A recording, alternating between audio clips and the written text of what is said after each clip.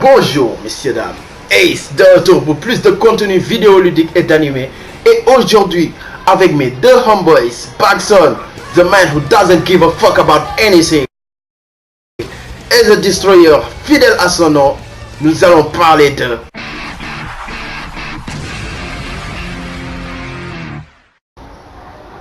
Souvent on voit dans les shonen, certains des shonen aussi, que le héros part de rien. Et on est en train d'observer, de voir ses aventures en le voyant échelonné grade par grade jusqu'à atteindre le sommet de sa puissance, jusqu'à ce qu'il soit reconnu par ses proches et tous ces genres de conneries. Mais pour Saitama, Saitama est déjà à la base très fort. Certains peuvent se dire, on n'a plus rien à apprendre de Saitama, il est devenu fort, donc ce manga peut être ennuyeux. Mais il y a des questions que l'on doit se poser et ces questions nous donnent parfois envie de voir la suite, de voir jusqu'où la puissance de Saitama peut aller. C'est le concept général du manga et j'aime bien le fait qu'ils prennent le concept shonen, qu'ils le prennent de manière inverse. D'abord, ce que j'ai eu à voir, au tout début c'était tellement collant quoi, ce passage. C'est ce que tu dis ici, et ce qui m'a fait le plus marrer, c'est le visage de Saitama, ou bien sa tête plutôt. Vraiment c'est trop simple quoi. Un rond, des yeux, un trait pour la bouche. Mais aussi c'est intéressant parce que en voyant quelqu'un comme lui, on se dit wow, ce gars doit être super nul. Il ne donne vraiment pas la qualité d'un gars fort. C'est risqué. Mais quand on le voit dominer quelqu'un avec un seul coup de poing, maintenant de plus en plus, il rencontre des ennemis encore plus puissants, un coup de poing, boum, à tel point que c'est bien. Et il rêvait même de trouver l'adversaire idéal quoi. Mais dans le cas général, c'est bon. Bon, c'est un manga. Il y a vraiment beaucoup de mangas qui sont réglés. Et on attend vraiment de voir la suite de One Punch Man.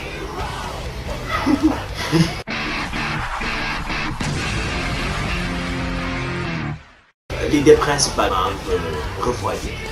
Genre, un manga où le personnage principal détruit les ennemis en un seul coup de poing.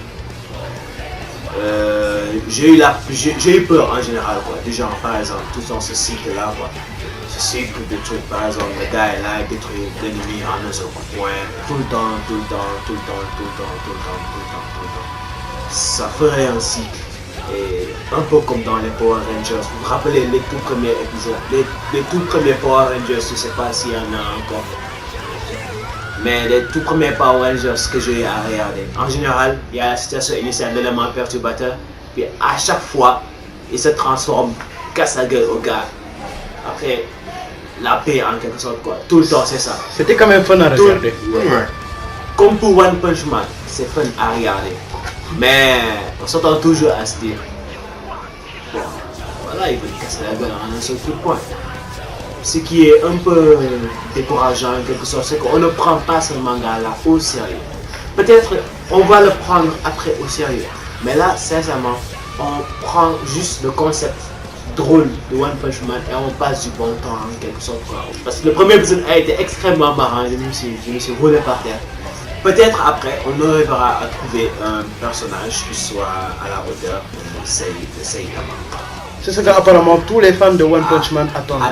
Apparemment, déjà qu'on ne sait même pas de quel level est Saitama.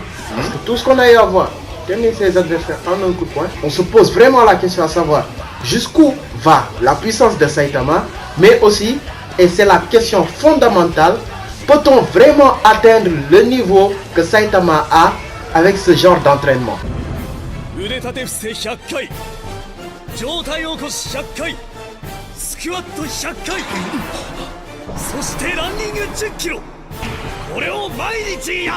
Mais en somme, voici les critiques que nous avons pour One Punch Man.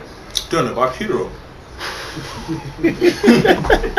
Et voilà messieurs dames, c'est tout pour aujourd'hui. Surtout restez connectés pour plus d'infos vidéoludiques, mais aussi pour plus de reviews d'animés et de mangas.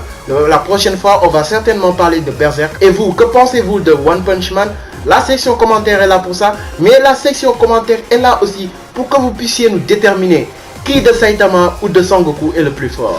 En attendant, never ever stop watching anime. Yo!